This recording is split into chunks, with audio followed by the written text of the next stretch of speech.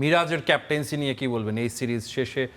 যেহেতু বাংলাদেশ পাকিস্তানকে সিরিজে হারিয়েছে, ওডিআই ওয়ার্ল্ড কাপ পর্যন্ত তিনি ক্যাপ্টেন থাকবেন এরকম একটা কথা শোনা যাচ্ছে, তার ক্যাপ্টেন্সি কেমন? প্রথম কথা হচ্ছে যে আপনি ঘন ঘন ক্যাপ্টেন কেন বদলাবেন? আপনি যদি ঘন ঘন ক্যাপ্টেন বদলান তাহলে আপনি ক্যাপ্টেনকে প্ল্যানিংয়ের অংশ বানান নাই।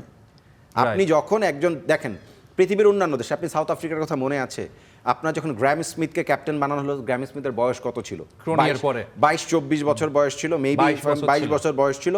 তো তাকে তো ওই প্রসেস থেকেই টেনে আনা হয়েছে। আন্ডার-19 ক্যাপ্টেনকে তারা টিমে নিয়েছে, তারপরে তাকে আস্তে আস্তে ম্যাচিওর করেছে এবং খুব আর্লি এজে তাকে ক্যাপ্টেন্সি দিয়েছে, লম্বা সময়ের সুদূর প্রসারী চিন্তা করে যে এই ছেলেটাকে আমরা ক্যাপ্টেন বানাবো এবং পরবর্তী 10 বছর 12 বছর নিশ্চিন্তে থাকবে এবং তিনি তার দলকে সার্ভিস দেবেন। সেটা কিন্তু গ্র্যাম স্মিথ করেছেন।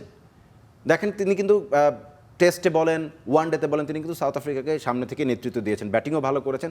সো বাংলাদেশে কিন্তু ওই জিনিসটা হয় না। এই আজকে লিটনকে বানালেন, কালকে মিরাজকে বানালেন, পরশুদিন শান্তকে বানালেন, কেন ক্যাপ্টেন বানিয়েছেন, কেন সরিয়ে দিয়েছেন, কোনো ধরনের ব্যাখ্যা পাওয়া যায় না। সো আপনি অলওয়েজ একজন মানুষকে ক্যাপ্টেন বানাবেন। 2027 ওয়ানডে ওয়ার্ল্ড কাপ খুব বেশি সময় আর বাকি নেই, লম্বা সময় না দেন, সে তার দলটাই তো মানে সে যে তার একটা কোর টিম বানাবে, সেই কোর টিমটা সে কীভাবে বানাবে? সেই কোর টিম বানানোর জন্য যে সময়টুকু দরকার সেটা মিরাজকে দিতে হবে।